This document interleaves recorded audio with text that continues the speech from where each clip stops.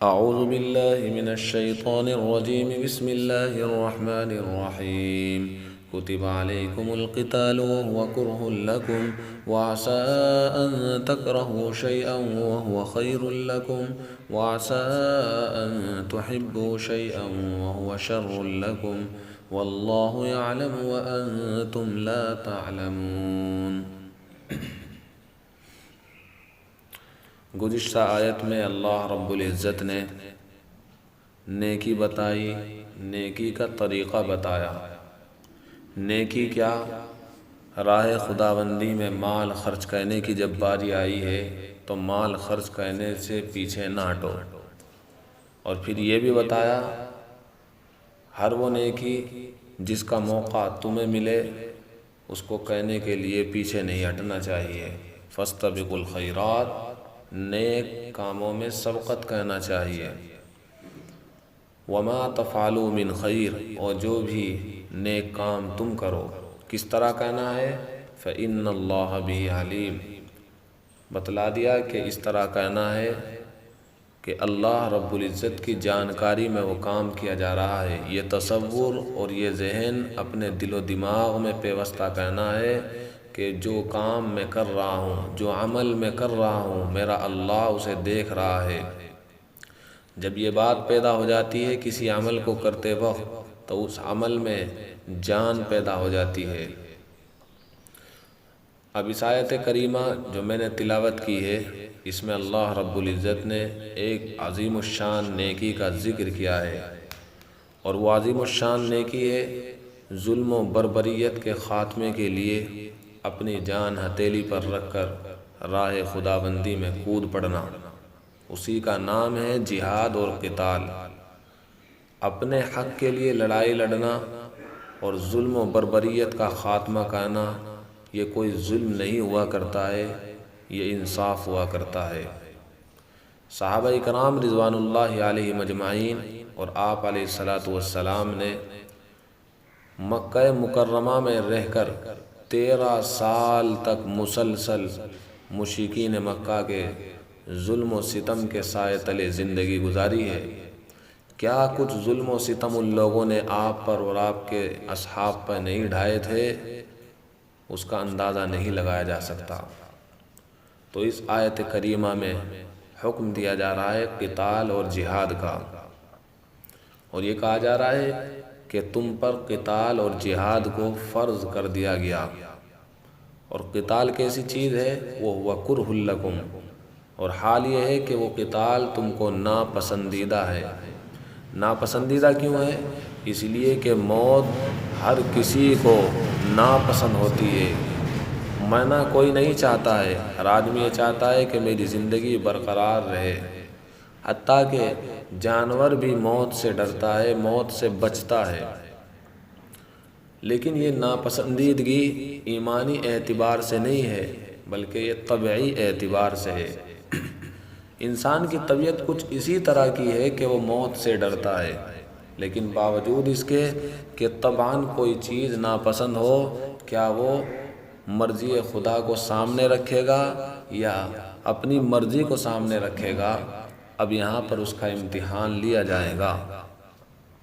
صحابہ کرام کی زندگی کو ہم دیکھتے ہیں کہ قتال اور جہاد جس کے بارے میں اللہ فرما رہے ہیں وہ وَكُرْهُ لَكُمْ، کہ وہ طبعاً تمہیں ناپسند ہے، اس کے باوجود صحابہ کرام کی شان یہ تھی کہ اللہ کے نبی صلی اللہ علیہ وسلم کے حکموں پر مر مٹنے والے تھے۔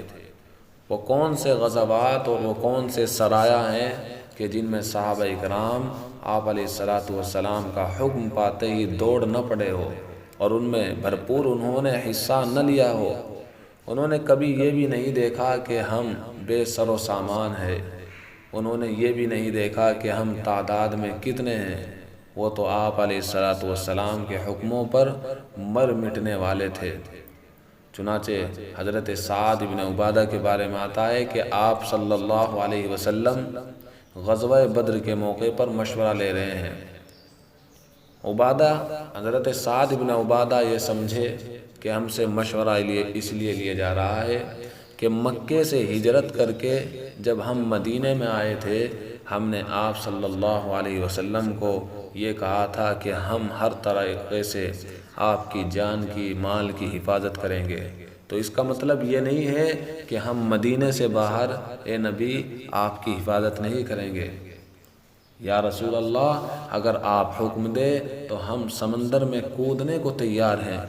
ادھر حضرت مقداد نے فرمایا ہم حضرت موسیٰ کی قوم کی طرح نہیں ہیں جنہوں نے حضرت موسیٰ علیہ السلام کو یہ کہہ دیا تھا کہ تو اور تیرا رب جا کر خود ہی جنگ و قتال کر لے، ہم تو یہیں بیٹھے رہیں گے۔ ہم ایسے نہیں ہیں، بلکہ ہم آپ کے دائیں اور آپ کے بائیں اور آپ کے آگے اور آپ کے پیچھے ہر چہار جانب سے مقابلہ کریں گے۔ جہاں آپ کا پسینہ بہے گا، جہاں آپ کا پسینہ گرے گا اے ہمارے پیارے نبی، وہاں ہم اپنا خون بھی بہا دیں گے۔ تو یہ تو صحابہ اکرام کی شان تھی، اور مومن کی شان بھی یہی ہونی چاہیے کہ طبعاً خواہ اس کو کوئی نیک کام ناپسند ہو، سردی میں ٹھنڈا ٹھنڈا پانی ہے، وضو کرنا ناپسند ہے، پھر بھی وضو کر رہا ہے، ارے یہی تو قربانی ہے۔ مال اپنی تجوری میں بھر کر رکھا ہوا ہے، مال کو اپنے سے جدا کرتے ہوئے بڑی ناگواری ہوتی ہے، لیکن اللہ کا حکم عائد ہو گیا ہے، زکوٰۃ فرض ہو گئی ہے۔ کسی یتیم کی ضرورت کے لیے، کسی بے کس کی ضرورت کے لیے مال کو نکال رہا ہے، تو یہی تو قربانی ہے۔ دل نہ چاہتے ہوئے بھی، طبیعت نہ چاہتے ہوئے بھی مال کو اپنے سے جدا کر رہا ہے۔ اللہ نے آگے ضابطہ بیان فرما دیا۔ خلاصہ اس ضابطے کا یہ ہے کہ انسان جو کام بھی کرتا ہے اس لیے کرتا ہے کہ مستقبل میں، آئندہ زمانے میں اس کو کوئی فائدہ اس کام سے وابستہ ہوتا ہے، وہ سمجھتا ہے کہ اس کام سے مجھے کچھ نہ کچھ فائدہ ہوگا۔ اللہ فرما رہے ہیں اے انسان تجھے بھول ہو سکتی ہے، تو کسی کام کو اچھا سمجھ بیٹھے، اس کو کر بیٹھے، اور آئندہ چل کر وہ تیرے لیے برا بن جائے، یا تو کسی کام کو برا سمجھ بیٹھے اور آئندہ چل کر وہ اچھا بن جائے۔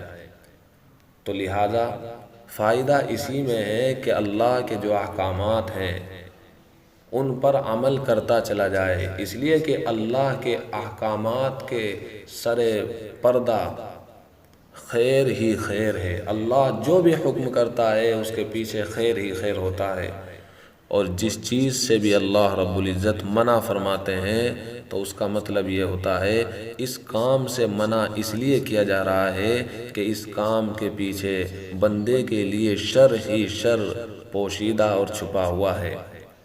تو لہٰذا بندے کی بندگی کا تقاضا یہ ہے کہ وہ کہتا جائے، ہم کرتے جائیں۔ اللہ جن چیزوں سے منع کرتا ہے اپنے قرآن میں، ہم ان سے رکتے چلے جائیں۔ اور آگے کتنی اچھی بات بتلا دی اللہ نے، واللہ یعلم وانتم لا تعلمون۔ ہر شے کی حقیقت کو اے بندے تو جان نہیں سکتا ہے، ہم ہی جانتے ہیں، تم نہیں جانتے ہو۔ ہم جانتے ہیں کہ اللہ کے رستے میں، ہمارے رستے میں اگر تم اپنی جان کو قربان کر دو گے تو یہ کتنا بڑا کمال ہے۔ ہم جانتے ہیں کہ مال خرچ کرنے کا اللہ کی راہ میں کتنا فائدہ ہے۔ ہم جانتے ہیں کہ اللہ کی راہ میں ایک ایک قدم چلنے کا، لوگوں کی مدد کرنے کا، ظلم و بربریت کے خاتمے کے لیے دوڑ لگانے کا، تیاری کرنے کا اور مقابلہ کرنے کا کتنا عظیم فائدہ ہے۔ اے انسانوں ہم جانتے ہیں، تم نہیں جانتے ہو۔ تمہیں تو بظاہر ایسا محسوس ہو رہا ہے کہ جان دینی پڑے گی، جبکہ اس جان کو دینے کی وجہ سے ظلم و بربریت کا خاتمہ ہو جائے گا، دین کی سربلندی اور سرفرازی ہو جائے گی۔ اور کیا چاہیے؟ تمہاری جان کے قربانی کے بدلے میں دین زندہ ہو رہا ہے۔ اللہ کا کعبہ جو 360 بتوں میں بھرا ہوا تھا وہ آزاد ہو رہا ہے۔ مشرکین مکہ نے ظلم و بربریت کی ہوئی تھی، اور چاروں طرف ظلم و بربریت کی داستان ان کی زندہ تھی، ان کا خاتمہ کیے جا رہے ہو آپ۔ اور کیا چاہیے؟ تو تو اللہ فرما رہے ہیں واللہ یعلم وانتم لا تعلمون، اللہ جانتا ہے تم نہیں جانتے ہو۔ يسألونك عن الشهر الحرام قتال فيه قل قتال فيه كبير وصد عن سبيل الله وكفر به والمسجد الحرام وإخراج أهله منه أكبر عند الله والفتنة أكبر من القتل ولا يزالون يقاتلونكم حتى يردوكم عن دينكم إن استطاعوا ومن يرتد منكم عن دينه فيمت وهو كافر فأولئك حبطت أعمالهم في الدنيا والآخرة وأولئك أصحاب النار هم فيها خالدون۔ اس آیت کریمہ کا پس منظر سن لیجئے، یہ کب نازل ہوئی ہے۔ حضرات صحابہ اکرام رضوان اللہ تعالی علیہم اجمعین سے رجب کے مہینے میں بھول کر قتل ہو گیا۔ سب سے پہلے آپ یہ جان لیں کہ 4 مہینے ایسے تھے کہ جن میں جنگ و قتال حرام تھا۔ مشرکین مکہ بھی ان 4 مہینوں کی عظمت اور حرمت کے قائل تھے، اور مسلمان بھی، صحابہ اکرام بھی ان کی عظمت اور حرمت کے قائل تھے۔ ان 4 مہینوں میں جانبین سے جنگ و قتال نہیں ہوا کرتا تھا۔ وہ 4 مہینے کون سے تھے؟ ذی قعدہ، ذی الحجہ، محرم، رجب، یہ 4 مہینے تھے۔ اب رجب کا مہینہ چلا ہوا ہے اور صحابہ اکرام سے قتال ہو گیا ہے۔ وہ کس طرح؟ آپ صلی اللہ علیہ وسلم مدینہ پاک میں موجود ہیں۔ کتنی بے کسی کے عالم اور بے بسی کے عالم میں آپ اور آپ کے اصحاب ہیں، اس کا اندازہ نہیں لگایا جا سکتا۔ 13 سال تک صحابہ اکرام اور آپ صلی اللہ علیہ وسلم پر ظلم و ستم کے پہاڑ جب ڈھائے گئے ہیں مکہ مکرمہ میں، تبھی تو آپ ہجرت پر مجبور ہو گئے تھے اور مکے کو چھوڑ کر مدینے میں آ گئے تھے۔ ظالموں نے سب کچھ لوٹ کر رکھ لیا تھا۔ یہ مشرکین مکہ مال لوٹ کر، ان کے باغات کو لوٹ کر زندگی بسر کر رہے تھے۔ ادھر آپ صلی اللہ علیہ وسلم کو معلوم ہوا کہ مشرکین مکہ کا ایک قافلہ جا رہا ہے مال تجارت لے کر، اور مشرکین مکہ کا وہ قافلہ ہے، وہ مشرکین مکہ کا مال تجارت ہے۔ کیا یہ اچھا ہو کہ وہ چھوٹا سا قافلہ جو جا رہا ہے اپنا ایک چھوٹا سا قافلہ تیار کر کے ان کے مقابلے کے لیے بھیج دیا جائے؟ چنانچہ آپ صلی اللہ علیہ وسلم نے حضرت عبداللہ ابن جحش، جو آپ صلی اللہ علیہ وسلم کے پھوپھی زاد بھائی تھے، ان کو بلایا، اور بلانے کے بعد ان کو لشکر کا امیر بنا دیا۔ ایک چھوٹا سا لشکر تیار ہو گیا، 10-12 افراد پر مشتمل تھا، اور آپ صلی اللہ علیہ وسلم نے حضرت عبداللہ بن جحش رضی اللہ تعالیٰ عنہ کو ایک خط بھی دیا، اور یہ کہا کہ سن لو اے عبداللہ ابن جحش، تمہیں اس خط پر عمل کرنا ہے، لیکن اپنے ساتھیوں کو اس پر عمل کرنے پر مجبور نہیں کرنا ہے۔ لیکن اتنی بات یاد رہے، یہ خط کب پڑھنا ہے؟ جب 2 دن کی مسافت تم طے کر لو، 2 دن تک چلتے رہو، 2 دن کے بعد تمہیں اس خط کو پڑھنا ہے۔ اس خط میں کیا لکھا ہوا تھا وہ بھی سن لیجئے۔ اس خط میں لکھا ہوا تھا کہ 2 دن کی مسافت کے بعد جب تم بطن نخلا پہنچ جاؤ، وہاں تمہیں قریش کے قافلے کا انتظار کرنا ہے۔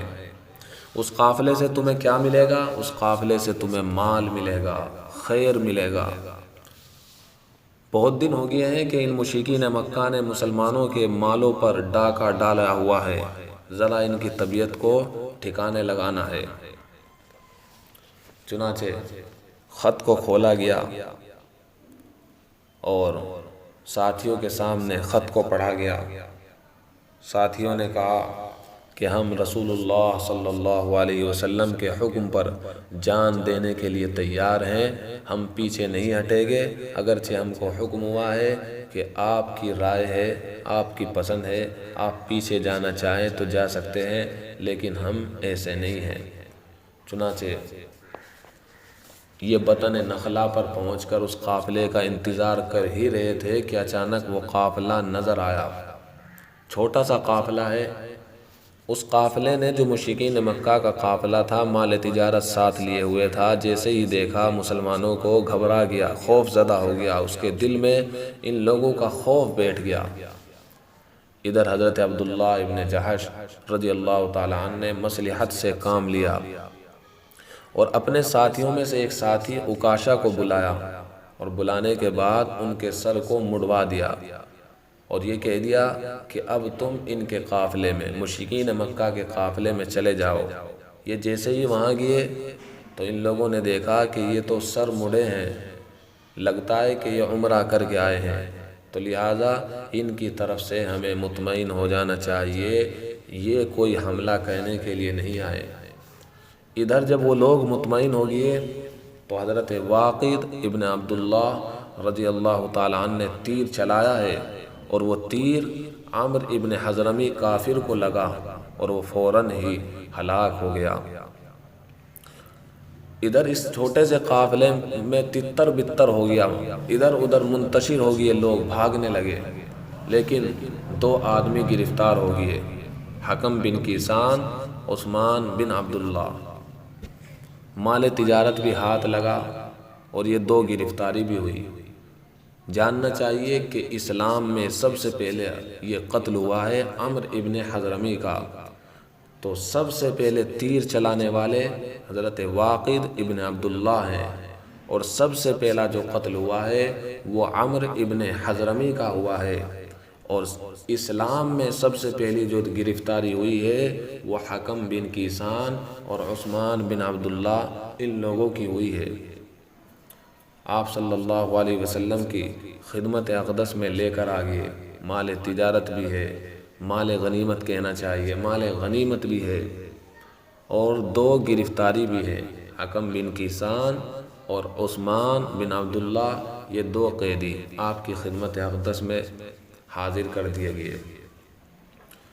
ادھر 2 آدمی صحابہ اکرام میں سے سعد بن ابی وقاص، عتبہ بن غزوان قافلے سے بچھڑ گئے تھے، ان کا اونٹ گم ہو گیا تھا، وہ اب تک نہیں آئے تھے، تو صحابہ اکرام رضوان اللہ تعالیٰ علیہ مجمعین میں سے 2 صحابی اپنے قافلے سے بچھڑ گئے تھے، پیچھے رہ گئے تھے، وہ اب تک نہیں آئے تھے، ان 2 قیدیوں کو نہیں چھوڑا گیا۔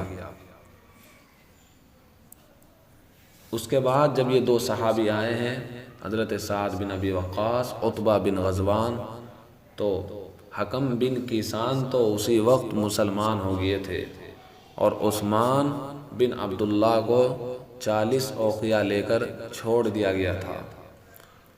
عثمان بن عبداللہ یہ شرکی اور کفر کی حالت میں ہی مرے ہیں، لیکن حکم بن کیسان تو اسی وقت آپ صلی اللہ علیہ وسلم کے اطوار اور حالات کو دیکھ کر مسلمان ہو گئے تھے۔ بہرحال یہ جو مسلمانوں سے قتل ہوا ہے، مشرکین مکہ کا ایک چھوٹا سا قافلہ تھا، عمر بن حضرمی کا جو قتل ہوا ہے، یہ کون سی تاریخ میں ہوا ہے؟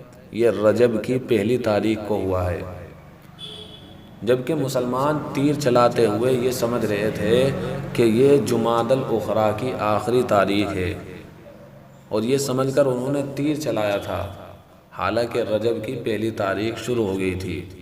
ان لوگوں کو جیسے ہی پتہ چلا کہ مسلمانوں نے قتل کیا ہے، اور قتل بھی کون سی تاریخ کو کیا ہے؟ رجب کی 1 تاریخ کو کیا ہے، اور رجب میں تو قتال کرنا حرام ہے۔ یہ 4 مہینوں میں سے وہ 1 مہینہ ہے کہ جس میں قتال اور جنگ کرنا بالکل حرام ہے۔ بس ایک طوفان برپا کر دیا، اسی طرح جس طرح جب کعبہ بدلا تھا، تبدیل قبلہ کے موقع پر، تحریف قبلہ کے موقع پر یہودیوں نے ایک طوفان برپا کر دیا تھا، اسی طرح مشرکین مکہ کو جب معلوم ہوا کہ رجب کے مہینے میں ہمارے ایک آدمی کا قتل ہو گیا ہے، بس ان لوگوں نے ایک طوفان برپا کر دیا، اپنی ان عادتوں کو بھول گئے کہ کس طرح مسلمانوں پر ظلم و بربریت کے ان لوگوں نے پہاڑ ڈھائے تھے، ان کے باغات کو چھینا تھا، ان کو در بدر کیا تھا، اور ان کو مکہ مکرمہ سے نکلنے پر اور ہجرت کرنے پر مجبور کر دیا تھا، بس طوفان برپا کر دیا۔ اللہ رب العزت نے اس آیت کریمہ میں صحابہ کی طرف سے جواب دیا ہے، اور کیا کہا ہے یہ لوگ آپ سے سوال کرتے ہیں حرمت والے مہینے کے بارے میں۔ اب سوال کرنے والے صحابہ اکرام بھی ہو سکتے ہیں، سوال کرنے والے مشرکین مکہ بھی ہو سکتے ہیں۔ اگر یہ سوال مشرکین مکہ کی جانب سے تھا تو یہ بطور لعن طعن کے تھا، خامی نکالنے کے لیے۔ ارے دیکھو یہ حرم کے مہینے میں ان سے قتال ہو گیا، تو ان کا سوال بطور لعن طعن کے تھا۔ اور اگر صحابہ کی جانب سے سوال تھا تو صحابہ اکرام آپ علیہ الصلاۃ والسلام کی خدمت میں آ کر سوال اس لیے کر رہے تھے کہ اللہ کے نبی، ہم تو یہ سمجھ بیٹھے کہ جمادی الاخری کی آخری تاریخ ہے، جبکہ وہ تو رجب کی تاریخ شروع ہو گئی تھی، اور رجب کے مہینے میں ہم سے قتال ہو گیا، ہم سے گناہ ہو گیا، ہم کیا کریں؟ تو اللہ فرما رہے ہیں ان کو جواب دے دو، مشرکین مکہ کو جواب دے دو۔ جواب کیا ہے؟ قل قتال فیہ کبیر، ان کو کہہ دو کہ اس مہینے میں، رجب کے مہینے میں قتال کرنا بڑا گناہ ہے۔ یہ جواب تسلیمی ہے، اگرچہ صحابہ اکرام سے یہ گناہ بھول کر ہوا تھا، یہ جرم بھول کر ہوا تھا، وہ تو یہ سمجھ رہے تھے کہ جمادی الاخری کی آخری تاریخ ہے، جبکہ وہ جمادی الاخری کی آخری تاریخ نہیں تھی، بلکہ جمادی الاخری کے بعد آنے والا جو مہینہ رجب ہے، رجب کی پہلی تاریخ شروع ہو گئی تھی۔ بہرحال اللہ فرمانے ہیں ان کو بتا دو کہ اس مہینے میں قتال کرنا بڑی چیز ہے، بڑا گناہ ہے، لیکن تمہیں صحابہ اکرام کے آنکھ کا تنکا تو نظر آ گیا، اور تمہاری آنکھ کا جو شہتیر ہے، تمہاری آنکھ میں جو شہتیر ہے وہ تمہیں نظر نہیں آتا؟ مسلمانوں کا ایک پاپ تمہیں دکھائی دے رہا ہے، ایک گناہ تمہیں دکھائی دے رہا ہے کہ مسلمانوں سے یہ گناہ ہو گیا، جبکہ ان بیچاروں سے یہ غلطی ہوئی ہے، بھول کر ہوئی ہے، اور یہ اقرار بھی کر رہے ہیں۔ آپ صلی اللہ علیہ وسلم سے پوچھ بھی رہے ہیں کہ اس کی تلافی کیسے ہو سکتی ہے؟ تم کون ہوتے ہو ان لوگوں پر اشکال کرنے والے؟ بھول سے ان سے غلطی ہوئی ہے، اپنی غلطی اور اپنے پاپ اور اپنی خامیاں نہیں دیکھتے؟ سنو، وصد عن سبیل اللہ، اللہ کے رستے سے روکنا کیا یہ پاپ نہیں ہے؟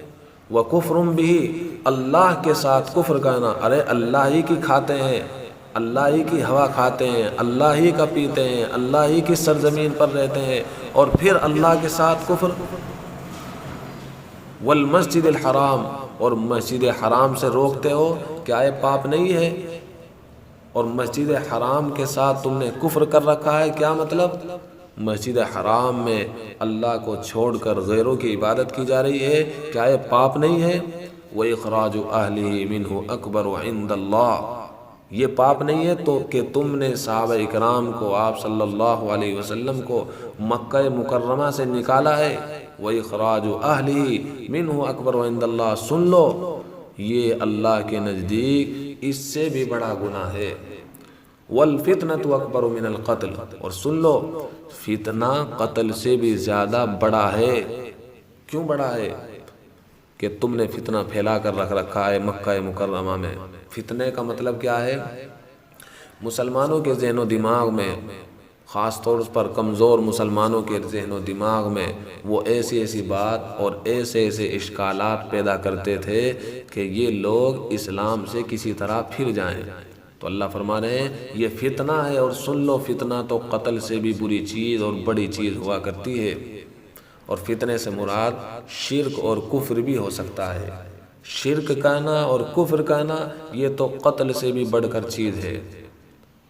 وَلَا يَزَالُونَ يُقَاتِلُونَكُمْ حَتَّى يَرُدُّوكُمْ عَنْ دِينِكُمْ إِنِ اسْتَطَاعُوا، صحابہ کی طرف سے اللہ رب العزت نے دفاع کیا ہے، جواب دیے ہیں دو، ایک جواب تسلیمی ہے اور دوسرا جواب الزامی ہے۔ ان پر الزام لگایا گیا ہے اور ان کی بولتی بند ہو گئی تھی، مشرکین مکہ کی طرف سے کوئی جواب نہیں آیا۔ کیوں؟ وہ جانتے تھے کہ واقعتاً ہم نے صحابہ اکرام پر ظلم و ستم کے پہاڑ ڈھائے ہیں، 13 سال تک مسلسل مار گیری ہے صحابہ اکرام پر، مار پڑی ہے صحابہ اکرام پر، ان کے بچوں کو ہم نے یتیم کیا ہے، ان کی ماؤں کو ہم نے بیوہ کر دیا ہے۔ وہ تو جانتے تھے ان کے باغات کو ہم نے لوٹا ہے، اس لیے وہ اس قابل نہیں تھے کہ وہ جواب دے سکیں، چپ شاہ بن گئے تھے، ان کی بولتی بند ہو گئی تھی۔ اب اللہ رب العزت صحابہ اکرام کو، مسلمانوں کو تسلی دے رہے ہیں اور یہ کہہ رہے ہیں کہ ان سے کوئی توقع مت رکھنا مشرکین مکہ سے۔ کیوں؟ اس لیے کہ ان کی بری عادت یہ ہے، یہ لوگ تم سے برابر قتال کرتے رہیں گے۔ اگر ان کا موقع لگے گا حرمت والے مہینوں میں قتال کہنے کا تو یہ اس سے بھی پیچھے نہیں ہٹیں گے، یہ اس کی پائمالی کر دیں گے۔ یہ نہیں دیکھیں گے کہ یہ حرمت والا مہینہ ہے، اور یہ لوگ تم سے برابر قتال کرتے رہیں گے یہاں تک کہ تمہیں تمہارے دین سے مرتد بنا دے اگر ان کا بس چلے۔ ان کا مشن تو یہ ہے کہ تمہیں تمہارے دین سے کسی نہ کسی طریقے سے یہ لوگ پھیر دیں، تو یہ تمہارے سے قتال کرتے رہیں گے۔ اور اللہ فرما رہے ہیں لیکن اے لوگوں سن لو، اگر تم میں سے کوئی مرتد ہو گیا، اسلام سے پھر گیا، جیسا کہ بہت سے مسلمان اپنے دین سے پھر جاتے ہیں، وہ نہیں سمجھتے کہ یہ دین اسلام ہے، اللہ کے نزدیک دین اسلام ہی مقبول ہے۔ ان الدین عند اللہ الاسلام، دین اسلام ہی سارے مذہب میں سب سے اچھا اور سب سے سچا مذہب ہے۔ انہوں نے دین اسلام کی تعلیمات کو نہیں جانا ہے، آپ علیہ الصلوۃ والسلام کی سیرت مطہرہ کا مطالعہ نہیں کیا ہے، تبھی تو ان لوگوں کو جہاد اور قتال کا حکم سن کر پسینہ آ جاتا ہے اور کہتے ہیں کہ اسلام دہشت گردی کا مذہب ہے۔ ارے کیا ظلم و بربریت کے خاتمے کے لیے صحابہ اکرام اگر میدان میں کود پڑے تھے تو اس کو تم ظلم و ستم کا نام اور دہشت گردی کا نام دو گے؟ یہ دہشت گردی نہیں ہے، بلکہ ظلم و بربریت کے خاتمے کے لیے میدان میں آ جانا یہ سراپا انصاف ہوا کرتا ہے۔ 13 سال تک مار کھائی ہے صحابہ نے، اور 13 سال کے عرصے میں اللہ کی طرف سے کیا تھا؟ ان کو حکم تھا صبر کرو صبر کرو صبر کرو۔ بہت لمبا صبر کیا ہے صحابہ نے، اب صبر کا پیمانہ لبریز ہو چکا تھا۔ تو اللہ فرما رہے ہیں جو تم میں سے مرتد ہو جائے گا اپنے دین سے اور اسی حالت میں وہ مر جائے گا کفر کی حالت میں، تو اللہ فرما رہے ہیں کہ ان کے اعمال دنیا میں بھی اور آخرت میں بھی ضائع ہو جائیں گے۔ دنیا میں مرتد کے اعمال اس طرح ضائع ہو جائیں گے، نکاح اس کا ختم ہو جائے گا، میراث اس کو نہیں ملے گی، اس کا مسلمان رشتہ دار دنیا سے جا رہا ہے جہاں دیگر ورثاء کو میراث دی جا رہی ہے، اس مرتد کو میراث نہیں ملے گی۔ اور آخرت میں یہ تو بدیہی اور یقینی بات ہے، کفر کی حالت میں مرا ہے، اہل کفر کا اللہ کے یہاں کوئی حصہ نہیں ہے۔ وَأُولَئِكَ أَصْحَابُ النَّارِ، اور اللہ فرما رہے ہیں یہ دوزخی ہو گئے۔ کیوں؟ مرتد ہونے کی حالت میں دنیا سے گئے ہیں، انہوں نے توبہ نہیں کی تھی۔ ہم فیہا خالدون، اور دوزخ میں یہ نہیں کہ چند دن رہ گئے بلکہ ہمیشہ ہمیشہ دوزخ میں رہ گئے۔ اب مسلمانوں کے ذہن میں یہ بات آ رہی تھی کہ اللہ نے ہماری طرف سے دفاع کر دیا اور یہ بتا دیا کہ ہم سے بھول ہوئی ہے، تو اگر ہمیں عذاب نہیں ملا، ہمیں گناہ نہیں ملا، تو ثواب بھی نہیں ملے گا۔ اس لیے کہ ثواب تو تب ملتا جب ہم واقعتاً اس حرمت والے مہینے میں قتال اور جہاد نہ کرتے۔ ہم سے تو جو قتال ہوا ہے، جو قتل ہوا ہے، وہ کون سے مہینے میں؟ رجب کے مہینے میں ہوا ہے۔ اللہ نے اس آیت کریمہ میں جواب دے دیا ہے کہ نہیں، تمہارا جہاد بھی ہمارے یہاں مقبول ہے، مردود نہیں ہے، اس لیے کہ تمہارے اندر 3 صفات پائی جاتی ہے: ایمان، ہجرت اور جہاد۔ ایمان، تمہارے ایمان میں کوئی شک نہیں ہے۔ صحابہ اکرام کے ایمان میں اگر کوئی شک کرے تو پھر وہ کس کے ایمان کا اعتبار کرے گا؟ نیز تمہاری ہجرت میں بھی کوئی شک نہیں ہے۔ تم جیسی ہجرت کون کرے گا؟ کون مسلمان ایسا ہو سکتا ہے تمہارے بعد جو تمہارے جیسی ہجرت کرے؟ ارے کیسی کیسی قربانیاں دے کر تم نے مکے کو چھوڑ کر مدینے میں ہجرت کی ہے، اللہ ہی جانتا ہے۔ وجاہدوا، اور تمہارے اس جہاد میں بھی کوئی شک نہیں کیا جا سکتا، اس لیے کہ تم تو یہی سمجھ رہے تھے کہ ہم جمادی الاخری کی آخری تاریخ میں قتال کر رہے ہیں۔ یہ الگ بات ہے کہ وہ رجب کا مہینہ شروع ہو گیا تھا تو تم سے بھول ہوئی ہے۔ اب اللہ فرما رہے ہیں وہ لوگ جو ایمان لائے اور جنہوں نے ہجرت کی، وجاہدوا فی سبیل اللہ، اور جنہوں نے اللہ کے راستے میں جہاد کیا، اولئک یرجون رحمت اللہ، یہی لوگ ہیں جو اللہ کی رحمت کے امیدوار ہیں۔ اللہ کی رحمت انہی پر تو برسے گی، کیا ان لوگوں پر برسے گی جنہوں نے ظلم و بربریت کے پہاڑ توڑ کر رکھے ہیں مسلمانوں پر، اور وَكُفْرٌ بِهِ، اللہ کے ساتھ کفر کیا ہوا ہے اور چاروں طرف فتنہ پھیلا کر رکھا ہوا ہے، ان پر برسے گی؟ نہیں، ان پر نہیں برسے گی، انہی لوگوں پر تو برسے گی۔ واللہ غفور الرحیم۔ اور رہی یہ بات، اے مسلمانوں تمہیں شرمندگی ہو رہی ہے کہ ہم سے قتال ہو گیا، بھول کر ہو گیا ہے، جمادی الاخری کی ہم آخری تاریخ سمجھ رہے تھے، وہ تو رجب کی تاریخ تھی، تو تم سے بھول کر یہ غلطی ہوئی ہے۔ واللہ غفور الرحیم، اپنے ذہن و دماغ میں یہ بات جما لو کہ اللہ بخشنے والے ہیں، رحیم نہایت ہی رحم والے ہیں، تمہیں اجر بھی اور ثواب بھی دیا جائے گا، اس لیے کہ تم سے جو جہاد اور قتال ہوا ہے وہ بھول کر ہوا ہے، تم تو جمادی الاخری کی آخری تاریخ سمجھ رہے تھے، اور انما الاعمال بالنیات، اعمال کا دار و مدار نیتوں پر اور ارادوں پر ہوا کرتا ہے، تو لہٰذا تمہارے اعمال اور تمہارا یہ قتال اور جہاد مقبول ہے، اور جب بات یہی ہے تو تمہیں انعام بھی